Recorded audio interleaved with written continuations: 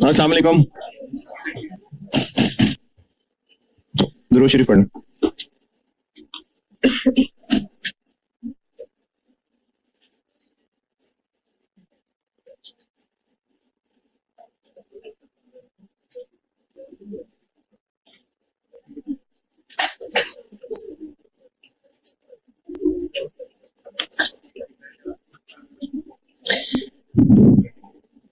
एक सवाल होमवर्क दिया था, अच्छे बच्चे हैं तो किया भी होगा,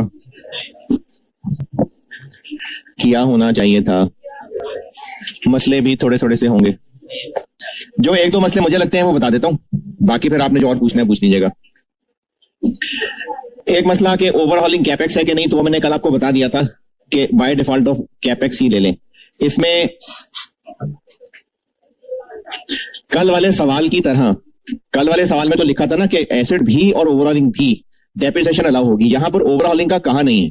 तो मैंने कल बताया था कि आप बाय डिफॉल्ट उसको कैपेक्स कंसिडर कर लें। तो एक तो ये बात थी। दूसरा मसला कि जो सेल प्राइस और वेरिएबल कॉस्ट है उनके साथ तो क्लियरली लिखा है कि ये ईयर वन के हैं। फिक्स कॉस्ट के साथ तो नहीं लिखा कि रियल वन की फिगर है, या तो कॉन्टेक्स्ट के मुताबिक ईयर वन की ही होगी, क्योंकि सेल प्राइस वो ईयर वन की बता रहा है, वेरिएबल कॉस्ट भी ईयर वन बता रहा है, और उसी पॉइंट में वेरिएबल कॉस्ट वाले में ही अगला सेंटेंस वो फिक्स कॉस्ट का कह रहा है, तो वो भी ईयर वन ही होगी, इसलिए ईयर वन लिया हुआ है। और हाँ, मेरे हिसाब से दो ही बातें थी, और आप बता दें कोई पूछना है तो। जी जी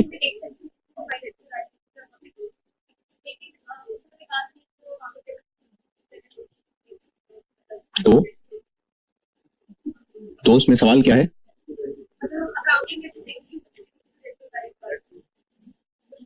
अच्छा, यानी आप कह रही हैं कि ये जो 80% ऑफ रिटर्न डाउन वैल्यू है, ये कैसे पता कि अकाउंटिंग रिटर्न डाउन वैल्यू है कि टैक्स रिटर्न डाउन वैल्यू, ये पूछ रही है। अच्छा, अकाउंटिंग डेप्शन का जिक्र है नहीं सवाल में? नहीं है ना, तो इसलिए उसने फिर जब किसी को कंफ्यूजन ही नहीं होनी थी तो उसके साथ उसने फिर वर्ड नहीं लिखा कि टैक्स रिटर्न डाउन वैल्यू, वरना अगर अकाउंटिंग डेप्शन और टैक्स डेप्शन दोनों बताए होते तो फिर शायद वो ये वर्ड लिख देता कि टैक्स रिटर्न डाउन वैल्यू। वैसे टैक्स रिटर्न डाउन वैल्यू ही होगी, उसी का ही होगा। आपने कहा हाँ बिल्कुल सही है, देता हूं जवाब इसका। और ऑटम 19 में और किसी का सवाल? अभी तक सब सही है। इन्फ्लेशन से रिलेटेड ना कुछ टिप्स लिख लें, ये कोई रूल्स नहीं है जो बता रहा हूं, बस मैंने सवालों को ऑब्जर्व करके और सवाल बनाने वाले के मिजाज पे गौर करके तो ये टिप्स बना रहा हूं। इन्फ्लेशन का अगर सवाल, यानी सवाल में इन्फ्लेशन है, तो उसके लिए कुछ एग्जाम टिप्स बता रहा हूं।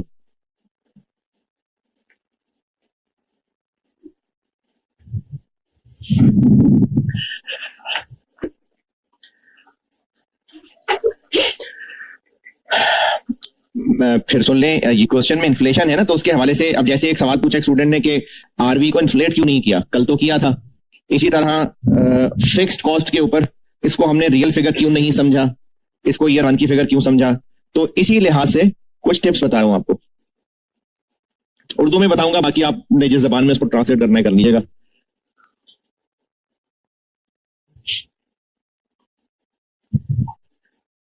पहली बात जो हम ऑलरेडी करते भी आ रहे हैं कि अगर सवाल में जो प्राइसेस दी हुई है मेंशन्ड है कि वो करंट हैं या रियल हैं, तो वन से ही इन्फ्लेशन लगेगी।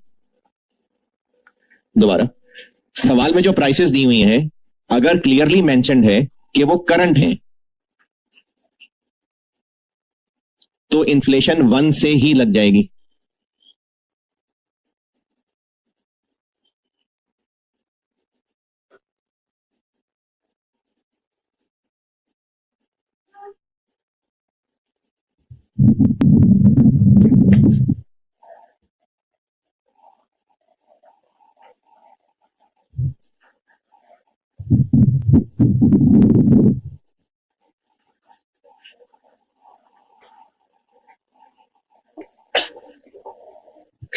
अगली बात,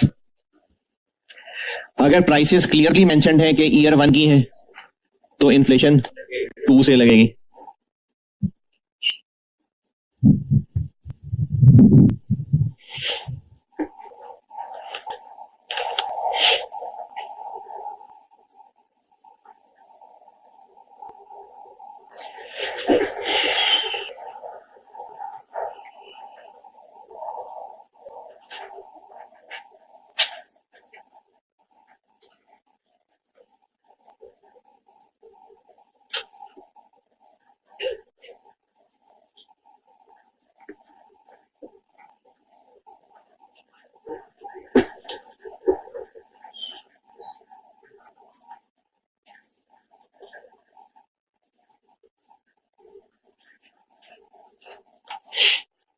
तीसरी बात,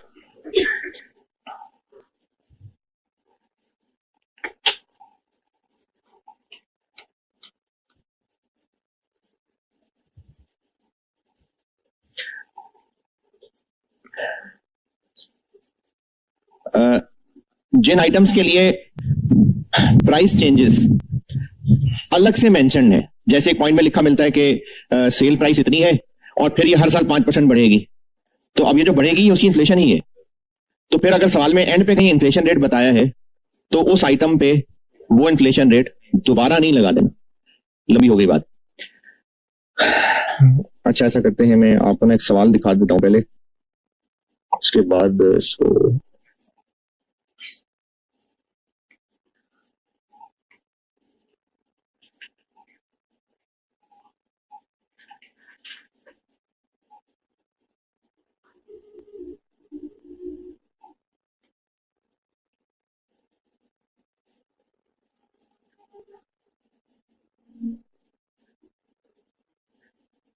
हाँ, अब ये देखें, एक सवाल उसी फाइल में होगा, ऑटम 16। अगर सवाल खोलने में कुछ देर लगेगी तो फिर मेरी बात जबानी सुन लें। एक पॉइंट में ना रेंट बताया हुआ है, क्वेश्चन 5 है उसमें। एक पॉइंट में ना रेंट का जिक्र है, बिल्डिंग है हमने जो रेंट पे दी हुई है। एक पॉइंट में रेंट का जिक्र है और फिर उस रेंट के बारे में लिखा हुआ है rent is expected to increase by 5%। अब रेंट के साथ अलग से 5% बता दिया। उसके बाद सवाल में आगे चल के रेट ऑफ इन्फ्लेशन इज इतने % है। जिन्होंने सवाल खोल लिया वो तो इत्तेफाक से 5 ही है, लेकिन मैं वो बोल नहीं रहा 5। रेंट का 5% अलग से बता दिया। अब नीचे चल के अलग से इन्फ्लेशन रेट दिया हुआ है, तो ये जो अलग से इन्फ्लेशन रेट दिया हुआ है ये बाकियों पे लगाएं, रेंट पे ना लगाएं। क्यों? क्योंकि रेंट का अलग से बता दिया है। अगर ये पॉइंट समझ आया है तो अपने आप को समझा दें कि अगर किसी आइटम के लिए स्पेसिफिकली कोई प्राइस चेंजेस अलग से बताई। अच्छा, इन्फ्लेशन प्राइस चेंजेस को ही कहते हैं, प्राइस का चेंज होना ही इन्फ्लेशन है। तो अगर किसी आइटम की इन्फ्लेशन या उसकी प्राइस चेंजेस अलग से बताई हैं तो वही उसकी इन्फ्लेशन है। आप ऑटम 16 पूछ रहे हैं, आपने ऑटम 16 खोल के उसके हिसाब से पूछ रहे हैं? नहीं, वो इत्तेफाक से दूसरा रेट भी 5% है, वो 10 भी हो सकता था। तो रेंट को 5% से बढ़ाते और बाकियों को 10% से बढ़ाते। वो तो सवाल में इत्तेफाक से दोनों 5 लिखे हैं। अगर कोई इन्फ्लेशन रेट यानी प्राइस चेंज किसी आइटम के लिए स्पेसिफिकली बताया हुआ है तो उस आइटम पे फिर वही इन्फ्लेशन लगेगा।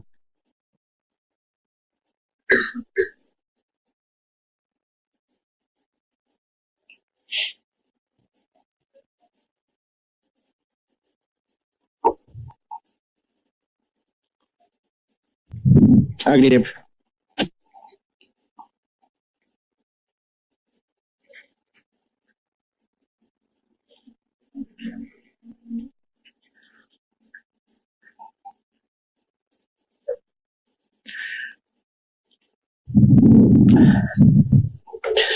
अगर हम कोई नया काम करने जा रहे हैं, यानी कोई नया प्रोडक्ट लॉन्च करने जा रहे हैं, कोई नया प्लांट लगाने जा रहे हैं और उस नए प्रोजेक्ट के लिए ही प्राइसेस और कॉस्ट्स बताई हुई हैं। हम कोई नया काम करने जा रहे हैं और उस नए काम के लिए ही, नया काम करने को मैं इसलिए स्पेसिफाई कर रहा हूं क्योंकि एग्जिस्टिंग काम की एक्सपेंशन भी तो हो सकती है। तो इसलिए मैं कह रहा हूं कि हम कोई नया काम करने लगे, कोई नया प्रोडक्ट, कोई नई चीज, हम कोई नया काम करने लगे हैं और उस प्रोजेक्ट के लिए प्राइसेस कॉस्ट्स बताई हुई है फ्यूचर की सेंस में कि cell price is estimated, is expected, क्योंकि फ्यूचर ही होगा ना, करने जा रहे हैं। और ये मेंशन नहीं है कि ये करंट है।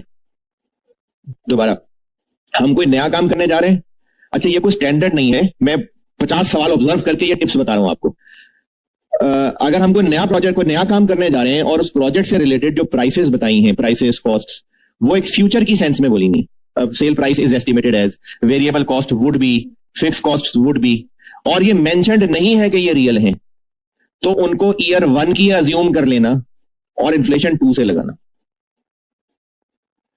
हम कोई नया काम करने जा रहे हैं और उस प्रोजेक्ट की जो प्राइसेस कॉस्ट्स बताई हैं वो जाहिर है फ्यूचर की सेंस में ही बताई होंगी, will be, would be, are expected, is expected. And ये स्पेसिफाइड नहीं है कि ये करंट है कि नहीं। देखिए, मैंने ना टिप्स शुरू यहां से की थी कि अगर करंट है, मेंशन्ड है, तो ईयर 1 से इन्फ्लेशन लगानी है। अगर ईयर 1 की मेंशन्ड है तो ईयर 2 से लगानी है। ये तो बात क्लियर होगी ना, मेंशन्ड है। अब मैं कह रहा हूं कि मेंशन्ड नहीं है, नहीं पता कि करंट है कि नहीं, तो इस वजह से कि हम एक नया काम करने जा रहे हैं, एक फ्यूचर की फिगर बताई जा रही है, तो फिर हम अज्यूम कर लेंगे ये ईयर 1 की प्राइसेस है और उनको ईयर 2 से इन्फ्लेट करेंगे। ये आखिरी वाली टिप लंबी हो गई, मैं फिर बता रहा हूं। हम कोई नया काम करने जा रहे हैं, कोई नया प्रोडक्ट लॉन्च करना है, और उसकी जो प्राइसेस और कॉस्ट्स हैं वो फ्यूचर की सेंस में बताई हुई है, will be, would be, expected as, estimated as, और ये मेंशन्ड नहीं है कि ये रियल है, तो उनको ईयर 1 अज्यूम कर लें और इन्फ्लेशन ईयर 2 से लगाएं।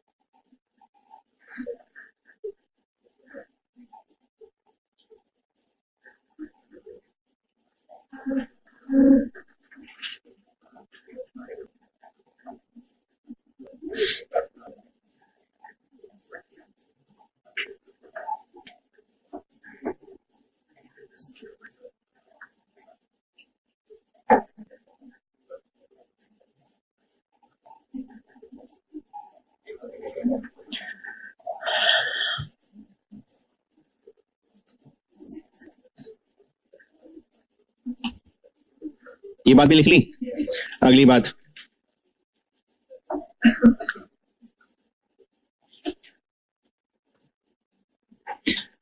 अगर इन्फ्लेशन रेट सब आइटम्स के लिए दिया हुआ है, जैसे अब तक 2-3 सवालों में था, अब तक जो 2-3 सवाल किए उनमें इन्फ्लेशन रेट सारी आइटम्स के लिए दिया होता था। अगर इन्फ्लेशन रेट सब आइटम्स के लिए है तो वो आरवी पे भी लगेगा, तो वो इन्फ्लेशन आरवी पे भी लगेगी। लेकिन चलो यहां तक पहुंचे फिर बताता हूं, लेकिन तक पहुंचे तो बताऊंगा। अगर inflation rate for all items है तो फिर वो आरवी पे भी लगेगा,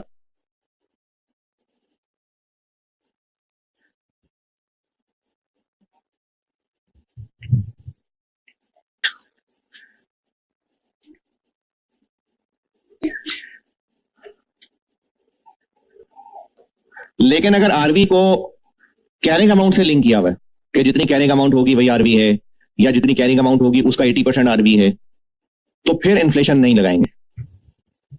यानी आरवी के अगर एक अमाउंट के तौर पे दिया है कि 5 मिलियन आरवी है, फिर तो इन्फ्लेट करेंगे।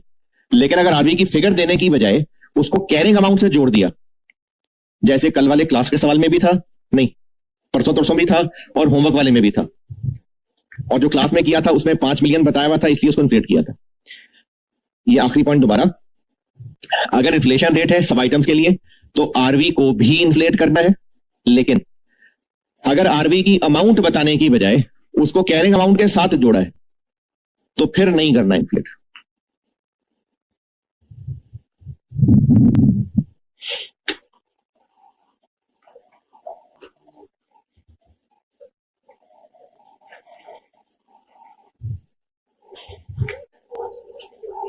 अगर, और सबसे कीमती बात, आप जो भी कर रहे हैं ना वो नोट लिखें, सॉल्यूशन में नोट लिखें कि हम आरवी चूंकि कैरिंग अमाउंट से लिंक्ड है इसलिए हम इन्फ्लेट नहीं कर रहे, ये लिखें बात। यानी सॉल्यूशन के चाहे शुरू में नोट्स कह दें चाहे सॉल्यूशन के एंड पे नोट्स कह दें, लेकिन ये मेंशन करें।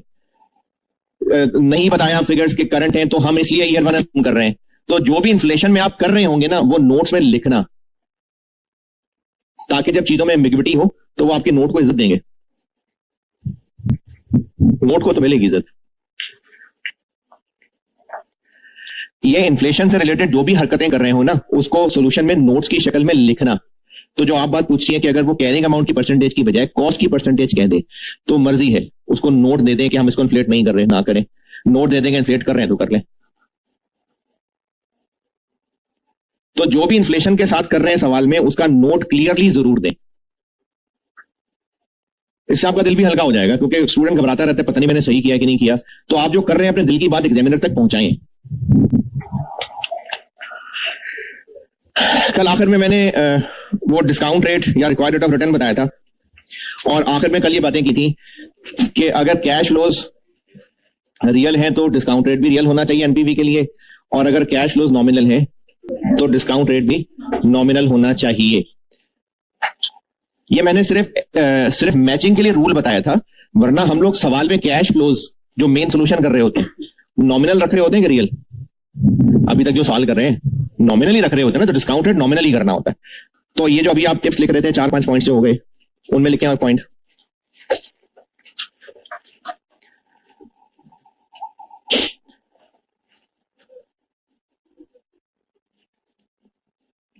ये अभी ही लिखवा रहा हूं, ये जो अभी आपने 5-6 टिप्स लिखी है इन्हीं में एक और ऐड करा रहा हूं कि हम सवाल में, हम सोल्यूशन में चूंकि नॉमिनल कैश फ्लोज ही ले रहे होते हैं, तो एनपीवी के लिए डिस्काउंट रेट भी नॉमिनल होना चाहिए। जो सवाल में गिवन है बाय डिफॉल्ट वो नॉमिनल ही होता है, अगर रियल होगा तो बताया होगा। दोबारा, हम लोग सोल्यूशन में कैश फ्लोज चूंकि नॉमिनल ले रहे हैं, इसलिए एनपीवी के लिए डिस्काउंट रेट भी नॉमिनल ही होना चाहिए। हम लोग जो कैश फ्लोज बना रहे होते हैं उसमें इन्फ्लेशन डाल रहे हैं ना, तो हम लोग सोल्यूशन में नॉमिनल कैश फ्लोज ले रहे हैं, तो एनपीवी के लिए डिस्काउंट रेट भी नॉमिनल ही होना चाहिए ना। तो जो क्वेश्चन में गिवन होता है बाय डिफॉल्ट वो नॉमिनल ही होता है।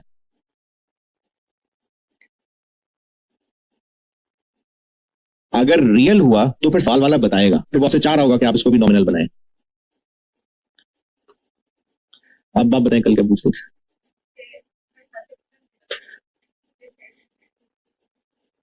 नहीं, हमने चेंज कहाँ किया इन्फ्लेशन, यानी हमने इसमें कहा किया कि ईयर 1 की इन्फ्लेशन रही होगी, ईयर 2 की और होगी, हमने तो नहीं किया ऐसा। नहीं, रेट तो एनुअल वही है ना, पर ईयर रेट तो वही है ना। बाकी जो आप कंपाउंडिंग कर रही है तो हम उसी रेट से तो फिर डिस्काउंटिंग कर ही रहे हैं ना, तो कंपाउंडिंग डिस्काउंटिंग तो हो रही है, लेकिन आपके लेवल पे इन्फ्लेशन फर्क तो नहीं हो रही।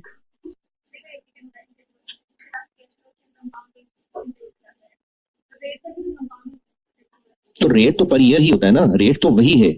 कंपाउंडिंग डिस्काउंटिंग का तो पावर से ताल्लुक है ना। जैसे इन्फ्लेशन रेट है, हम हर साल कैश फ्लो को इन्फ्लेट कर रहे हैं, चौथे साल वाला कैश फ्लो 4 दफा इन्फ्लेट हुआ होगा, रेट तो वही है ना पर ईयर, वो तो पावर में 4 आ रहा होगा। तो इसी तरह डिस्काउंटिंग के लिए रेट तो एक ही है, वो तो पावर में 3 और 4 आ रहा होगा, तो डिस्काउंट रेट तो एक ही होगा।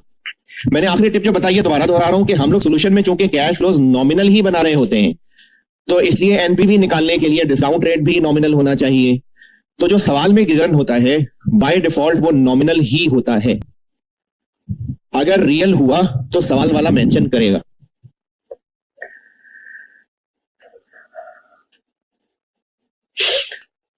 और बस इन्फ्लेशन के ही नोट्स थे, बस बहुत है।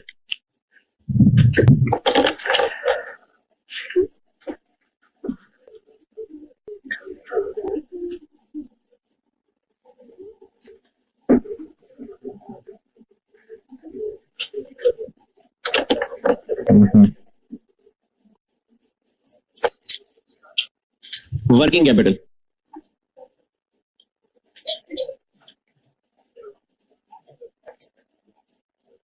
वर्किंग कैपिटल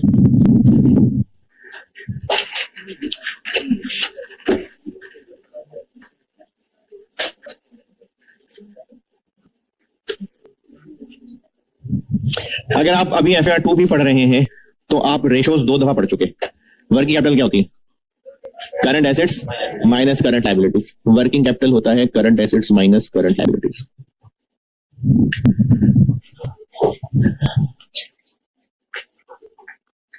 इसका ये इन्वेस्टमेंट डिसीजन से क्या ताल्लुक है वो बताता हूं।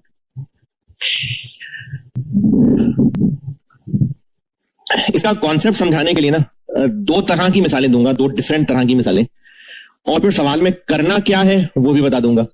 तो जो कॉन्सेप्ट के लिए 2 मिसालें दे रहा हूं, अगर समझ आ गई तो ठीक है, नहीं तो जो करना है वो तो ऐसे ही करना है। पहले 2 तरह के कॉन्सेप्ट बता रहा हूं। करंट एसेट्स की कोई मशहूर मिसाल, इन्वेंट्री, बस इन्वेंट्री। अगर हमने कोई नया प्रोडक्ट लॉन्च करना है तो उसकी फैक्ट्री प्लांट सब सेटअप कर दिया, कॉस्ट आप लोगों ने माशाल्लाह पास कर लिया हुआ है, वो तो रिजल्ट बस आ रहा है, एडजस्टिंग इवेंट है रिजल्ट का आना, वो तो हो चुका है ना, पेपर तो आपने कर दिया, तो जो रिजल्ट आएगा वो एडजस्टिंग इवेंट होगा। उसमें इन्वेंट्री मैनेजमेंट में एक चीज पड़ी थी, inventory levels, minimum level, maximum level, safety stock. इसका सवाल बेशक नहीं हुआ पेपर में, लेकिन बिजनेस ने स्टॉक्स मेंटेन करने होते हैं। तो हम जो नया प्रोडक्ट लॉन्च कर रहे हैं उसके लिए हमें स्टॉक्स भी मेंटेन करने होंगे। जब स्टॉक्स स्टोर में रखने होंगे तो हमारा पैसा स्टक होगा। पैसा क्यों स्टक होगा? क्योंकि हमने स्टॉक स्टोर में रखा हुआ है। अब वो बिकेगा तो पैसा वापस आएगा ना, तो वो भी एक सॉर्ट ऑफ इन्वेस्टमेंट है हमारी। तो जो स्टॉक हमें मेंटेन रखना पड़ेगा, चाहे वो रॉ मटेरियल का स्टॉक है, चाहे वो फिनिश गुड्स का स्टॉक है, ये हमारा पैसा स्टक है। तो ये भी एक तरह की इन्वेस्टमेंट ही है। इसलिए प्लांट की लाइन के साथ वर्किंग कैपिटल इन्वेस्टमेंट की लाइन भी आएगी। शुरू में पैसा लगेगा तो वो इनिशियल इन्वेस्टमेंट है। अगर हमें स्टॉक का लेवल और बढ़ाना है ओवर द पीरियड तो और इन्वेस्ट हो रहा होगा। और जब कल को फैक्ट्री बंद कर देंगे, प्लांट खत्म कर देंगे, तो जो पैसा स्टक था वो पड़े पड़े स्टॉक चूंकि यूज हो जाएगा तो फाइनेंशियली हम कहेंगे हमारा पैसा रिलीज हो गया। तो एट एंड ऑफ प्रोजेक्ट जिस तरह प्लांट की आरवी आती है तो ये भी एक इनफ्लो आ जाएगा। दोबारा एक इसके मैंने आपको दो रास्तों के कॉन्सेप्ट बताने, दोनों ही सही हैं, अपनी अपनी जगह दोनों मौजूद हैं। पहली बात दोबारा बता रहा हूं, जिस तरह इन्वेंट्री मेंटेन करनी होती है, बिजनेस से इन्वेंट्री लेवल्स रखने होते हैं, रॉ मटेरियल भी और फिनिश गुड्स भी, तो स्टोर में स्टॉक संभाल के रखना ये पैसा फंसाने जैसा है कि हमारा पैसा स्टक हो गया, इन्वेस्ट हो गया। तो ये भी एक इन्वेस्टमेंट है। इसलिए हमारे सोल्यूशन में प्लांट की लाइन के साथ वर्किंग कैपिटल की भी लाइन आएगी, जिसमें जनरली जीरो पे ही इन्वेस्टमेंट होगी और over the period of project वो कम ज्यादा भी हो सकती है, फाइनली खत्म हो जाएगी। तो शुरू में वो इन्वेस्टमेंट आउटफ्लो आएगा और आखिर में वो इनफ्लो आ जाएगा। एक कॉन्सेप्ट तो ये है। दूसरा कॉन्सेप्ट FR1 भी आपका पास है, कैश फ्लो स्टेटमेंट होती थी एक। उस कैश फ्लो स्टेटमेंट में indirect method increase decrease in debtors, increase decrease in creditors क्यों लिखते हैं? जो ऊपर प्रॉफिट आ रहा है वो उधार हो सकती हैं चीजें। तो डेटर्स और इन्वेंट्री और क्रेडिटर्स की इंक्रीज डिक्रीज ऊपर लिखी इनकम एक्सपेंस को कैश फ्लो में कन्वर्ट कर देता है। तो हम जो अब तक जो भी 7-8 साल किए हैं इस टॉपिक के, उसमें हम लोग ऊपर sales, variable cost, fix cost लिख रहे होते हैं, वही हम कैश फ्लोज भी मान रहे होते हैं। क्या पता हमारा प्लान हो अगले ईयर्स में कुछ कुछ क्रेडिट सेल का, तो हर साल के कुछ डेटर्स भी तो होंगे, हर साल के कुछ क्रेडिटर्स भी होंगे। लेकिन अभी तक हम लोग क्या लाइनें लिखते आ रहे हैं? सेल्स। तो अगर तो वो सारी की सारी कैश हुई तो फिर तो अब तक जो कर रहे थे वो सही है। लेकिन अगर कुछ क्रेडिट का भी प्लान है, हमारे डेटर क्रेडिटर हुआ करेंगे, तो जो अब तक लिख रहे थे वो तो थी इनकम्स, क्योंकि आपको सवालों में सेल्स गिवन होती हैं। लेकिन अगर उधार पे भी हुआ करेंगी तो उन इनकम्स और एक्सपेंसेस को कैश में कन्वर्ट करने के लिए इंक्रीज डिक्रीज इन या वर्किंग कैपिटल चेंजेस की लाइन डालनी पड़ेगी, तो कैश बनेगा। ये दूसरी वाली बात मुझे लगता है ऊपर से चली गई। कैश फ्लो वाली बात फिर बताता हूं। Cash flow statement indirect method, सवाल शुरू होता है पीबीटी से, वो होता है प्रॉफिट। उधार पे भी इनकम एक्सपेंस हो सकते हैं। उसके बाद हम नॉन कैश आइटम्स एडजस्ट करते हैं। कैश फ्लो भूल गया तो रहने देता हूं ये मिसाल, भूल गया चलें, जिनको याद है, जिनको नहीं याद तो फिर एंड पे बता दूंगा करना क्या है, तो वो करना वही है। प्रॉफिट से शुरू करते हैं, नॉन कैश आइटम्स एडजस्ट करते हैं और फिर increase decrease in debtors, creditors, payables करते हैं। और इस सारी इंक्रीज डिक्रीज की हरकतों के ऊपर हमने हेडिंग दी होती है वर्किंग कैपिटल चेंजेस। ये सारी वर्किंग कैपिटल चेंजेस कहलाती हैं। तो इनका प्लस माइनस लिखना, इनसे ऊपर जो प्रॉफिट्स हैं यानी इनकम और एक्सपेंसेस हैं, जब वो इस प्लस माइनस से गुजरती हैं तो वो कैश में कन्वर्ट हो जाती हैं। तो जो हम कल तक सवाल कर रहे थे, सॉल्यूशन में सबसे पहली लाइन हमने सेल्स लिखी होती है, वेरिएबल कॉस्ट, फिक्स कॉस्ट, वो हमने सेल्स और कॉस्ट ही लिखी होती हैं, लेकिन उन्हीं को ही कैश मान लेते हैं तो वो कैश फ्लो भी बन जाते हैं। हो सकता है कुछ क्रेडिट पे भी हो, तो अगर हमने उनको क्रेडिट पे भी चलाना हुआ तो फिर कुछ ना कुछ डेटर क्रेडिटर भी हुआ करेंगे, कुछ ना कुछ करंट एसेट्स, करंट लायबिलिटीज भी हुआ करेंगे। तो जो हम लोग सॉल्यूशन में सेल्स लिख रहे होंगे पहली लाइन, वो सेल्स होगी कि रिसीट होगी? वो सेल्स होगी। उसको रिसीट कैसे बनाए? नीचे increase decrease in debtors plus minus करने पड़ेंगे। इसी तरह जो ऊपर वेरिएबल कॉस्ट लिखी होगी वो कैश फ्लो होगा कि एक्सपेंस होगा? वो एक्सपेंस होगा, तभी तो हम उसको टैक्स में ले रहे होंगे। उसको अगर कैश फ्लो बनाना हो तो इंक्रीज डिक्रीज इन टेबल नीचे अलग से प्लस माइनस करना पड़ेगा। तो इन शॉर्ट हमें अपने सॉल्यूशन के अंदर एंड पे एक लाइन लिखनी होगी वर्किंग कैपिटल के नाम से, और उसकी इंक्रीज डिक्रीज हम प्लस माइनस चला रहे होंगे, तो फाइनली सही कैश फ्लोज बनेंगे। तो इन दोनों कॉन्सेप्ट्स में एंड रिजल्ट सेम है कि प्लांट की लाइन के साथ एक वर्किंग कैपिटल की लाइन आएगी जिसमें माइनस भी हो रहा होगा, प्लस भी हो रहा होगा। ये कंक्लूजन है इन दोनों बातों का। स्टॉक वाली मिसाल भी बिल्कुल सही है और ये जो मैंने कैश फ्लो वाली मिसाल दी है ये भी बिल्कुल सही है। ये दोनों ही रीजंस हैं, ये दोनों ही रीजंस हैं, लेकिन इन दोनों का करने वाला काम एक ही है कि हम प्लांट की लाइन के साथ एक वर्किंग कैपिटल की लाइन लिखा करेंगे। ये एक्सपेंस इनकम नहीं होगा, ये तो एक एडजस्टमेंट है, तो इसलिए इसको ऊपर नहीं लिखना, आखिर में लिखना है। ऊपर में लिख लेंगे तो क्या नुकसान है, टैक्स में कवर हो जाएगा, तो टैक्स वाली चीज नहीं है, इसलिए इसको आखिर में लिखना है। तो इसलिए कह रहा हूं प्लांट की लाइन के साथ इसको याद रख लें। तो प्लांट की लाइन के साथ वर्किंग कैपिटल की एक लाइन आया करेगी। अब सवाल में करना हमने क्या है, अब वो बताता हूं। तो ये जो दो कहानियां बताई हैं, अगर अपने अल्फाज में लिखनी है तो लिख लें, फिर मैं बोर्ड पे करता हूं कि करना क्या है सवाल में। कुछ भी जरा सा भी याद रह गया है, कुछ भी बताना चाहें अपने आप को तो बता लें। मैंने दो रास्ते बताए इसके कॉन्सेप्ट के। एक मैंने इन्वेंट्री बताई है कि बिजनेस को इन्वेंट्री मेंटेन करनी पड़ती है, तो स्टोर में इन्वेंट्री रखना ये इन्वेस्टमेंट जैसा है, तो इसलिए प्लांट की लाइन के साथ ये भी एक इन्वेस्टमेंट की लाइन होगी जो कम ज्यादा हो रही होगी। और दूसरी वजह मैंने वो कैश फ्लो वाली वर्किंग कैपिटल चेंजेस की वजह बताई है। तो ये दोनों जितने को याद रह जाए, जितना को लिखना चाहें लिख लें, फिर मैं बोर्ड पे लिखता हूं कि सवाल में क्या करना है।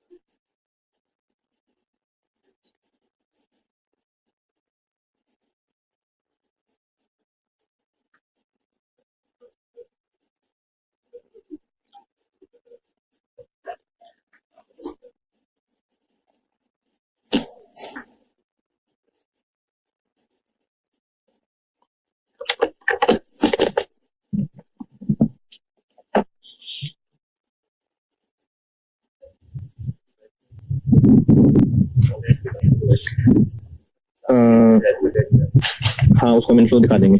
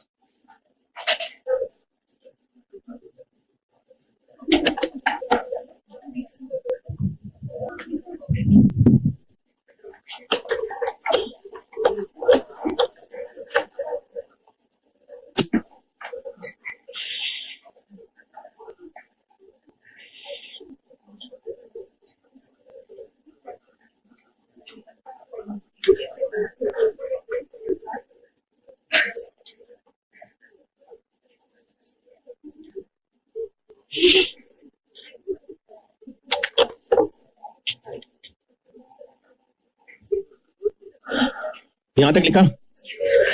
करना यह है कि जो कोई ना कोई स्टार्टिंग पॉइंट तो होगा, कोई ना कोई इनिशियल वर्किंग कैपिटल का बैलेंस चाहिए होगा, उसको कैश आउटफ्लो दिखाएंगे। उसके बाद थ्रू आउट प्रोजेक्ट लाइफ जो वर्किंग कैपिटल बैलेंस में चेंज हो रही होगी, अगर बैलेंस बढ़ रहा है तो जिस साल बढ़ रहा है वहां कैश आउटफ्लो दिखाएंगे, कम हो रहा है तो कैश इनफ्लो दिखाएंगे। और जब प्रोजेक्ट खत्म हो रहा होगा तो working capital balance over the period update हो रहा था, तो जो भी आखिरी था उसको हम एंड ऑफ प्रोजेक्ट इनफ्लो दिखा देंगे। लेकिन अगर सवाल वाला मेंशन कर रहा है कि वर्किंग कैपिटल में से सिर्फ 80% रियलाइज हो सकेगा, तो फिर जो आखिरी बैलेंस आ रहा था उसका हम 80% इनफ्लो दिखाएंगे, और वो जो बाकी 20% पैसा डूब गया वो हमारे लिए एक एक्सपेंस है टैक्स कैलकुलेशन के अंदर। जहां बाकी सब एस्टिमेट कर रहे हैं तो ये भी हो जाएगा। नहीं, ये तो एक कॉमन बिजनेस प्रैक्टिस है कि जब भी कोई बिजनेस बंद करने लगते होते हैं, स्टोर्स खाली कर रहे हैं, मजबूरन बेच रहे हैं, तो चीजें इतने % सस्ती ही बिकती हैं, तो लग सकता है अंदाजा। अच्छा, ये तो हो गया स्टेप्स कि हमने करना क्या है। अब इस सारी मेहनत के लिए कुछ एग्जाम टिप्स लिखें।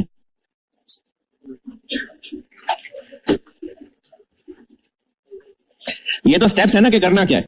शुरू में आउटफ्लो है, फिर चेंजेस को इनफ्लो आउटफ्लो दिखाना है, फिर एंड वाले को इनफ्लो दिखाना है, और फिर उसमें से भी हो सकता है कुछ पैसा डूब जाए। ये तो है जो करना है। अब इसमें और क्या क्या सवाल में परेशानियां हो सकती हैं, एग्जाम टिप्स, उसके लिए बता रहा हूं। पहली टिप लिखे,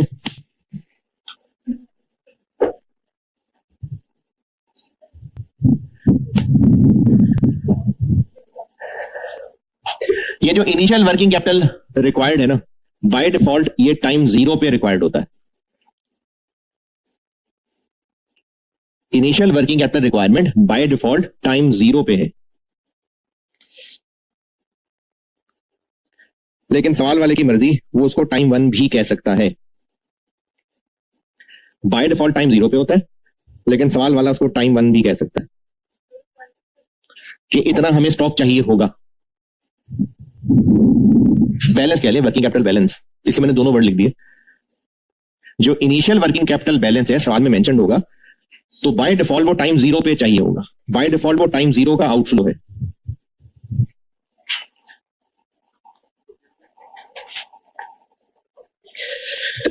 दूसरी टिप,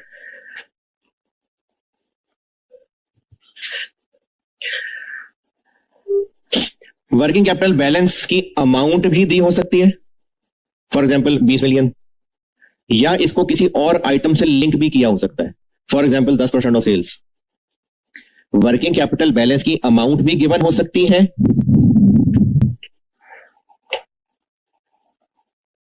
और इसको किसी और आइटम से लिंक भी किया हो सकता है। अमाउंट भी दी हो सकती है, 2-4 मिलियन अमाउंट दी हुई है, या किसी और चीज से रिलेट किया है कि सेल्स का 10% या कंट्रीब्यूशन का 5%, तो किसी और आइटम से लिंक करके भी दिया जा सकता है।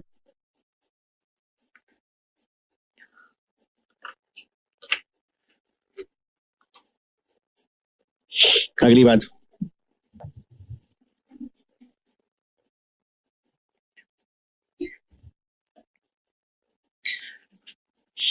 अगर वर्किंग कैपिटल की अमाउंट दी हुई है, अगर वर्किंग कैपिटल की अमाउंट, वर्किंग कैपिटल बैलेंस की अमाउंट दी है, यानी ये जो मैं अब तीसरी टिप बता रहा हूं ये तब एप्लीकेबल है अमाउंट दी है। अगर किसी की परसेंटेज है तो फिर ये तीसरी बात एप्लीकेबल नहीं है। तो अगर वर्किंग कैपिटल बैलेंस की अमाउंट दी हुई है और वर्किंग कैपिटल पे इन्फ्लेशन भी लगनी है, अगर वर्किंग कैपिटल बैलेंस की अमाउंट गिवन है और सवाल में वर्किंग कैपिटल पे इन्फ्लेशन भी अप्लाई होनी है,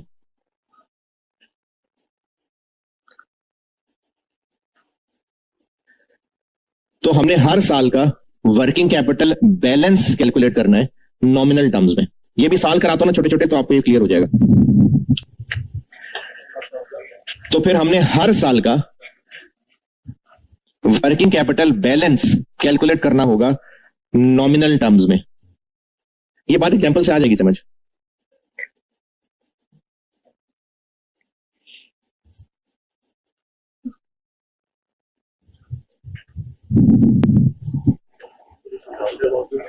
क्या जी? नहीं नहीं, देखिए अगर वो ऑलरेडी नॉमिनल में दे रहा है तो फिर ये टिप नहीं है।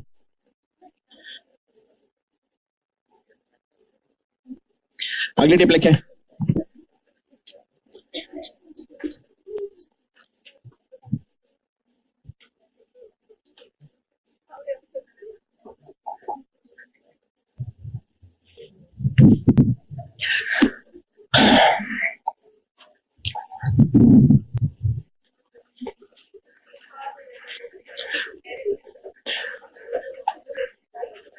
अगर वर्किंग कैपिटल के लिए, अगर वर्किंग कैपिटल के लिए कोई स्पेसिफिक इन्फ्लेशन रेट सवाल में दिया है तो वो यूज करेंगे, अगर नहीं तो वही जो सारी आइटम्स का इन्फ्लेशन है वो यूज करेंगे।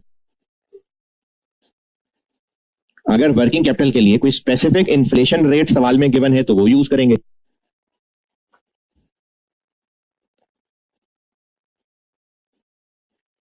और अगर नहीं तो वही जो सारी आइटम्स वाला है वही यूज कर लेंगे।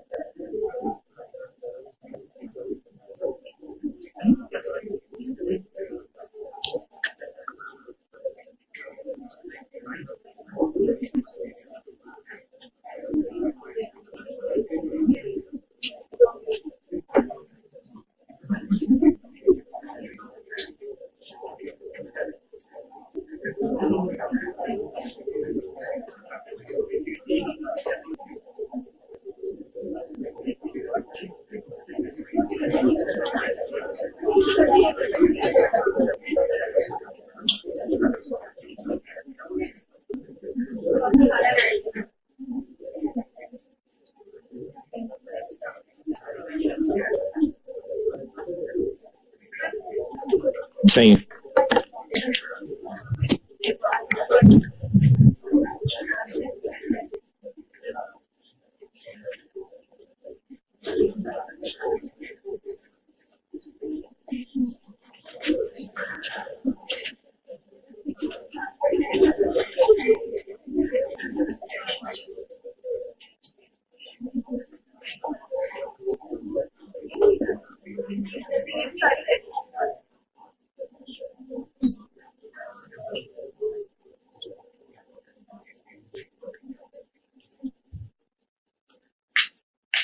चार साल का प्रोजेक्ट है और वर्किंग कैपिटल के बारे में बस सिर्फ इतना बताया कि इनिशियली 20 मिलियन रिक्वायर्ड है, बस ना कहीं इन्फ्लेशन है ना कोई इसमें और इंक्रीज है। तो बस शुरू में जो रिक्वायर्ड था वो यहां आ गया, उसके बाद इसमें कहीं चेंजेस बताई ही नहीं, तो कोई चेंजेस नहीं है और आखिर में सारा वापस आ गया। एक ये मिसाल है, आसान तरीन मिसाल।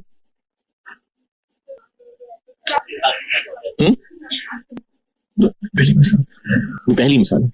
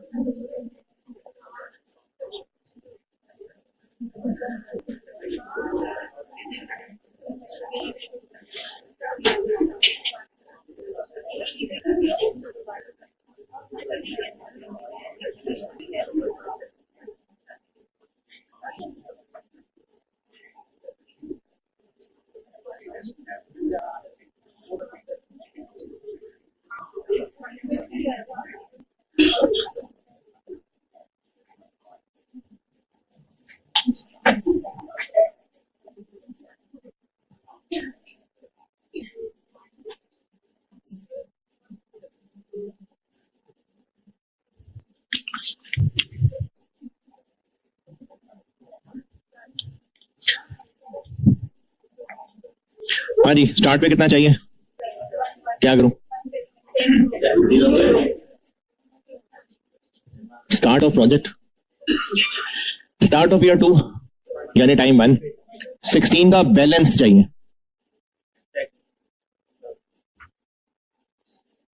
स्टार्ट ऑफ ईयर 3 यानी टाइम 2, बैलेंस 18 का होना चाहिए। स्टार्ट ऑफ ईयर 4 यानी टाइम 3, बैलेंस 15 का होना चाहिए। और बस एंड पे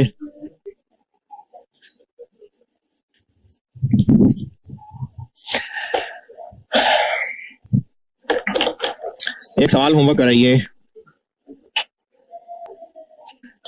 ऑटम 16 होमवर्क कराइए। ये उस फाइल के अंदर क्वेश्चन 5 होगा, ट्रॉपिकल जूसेस।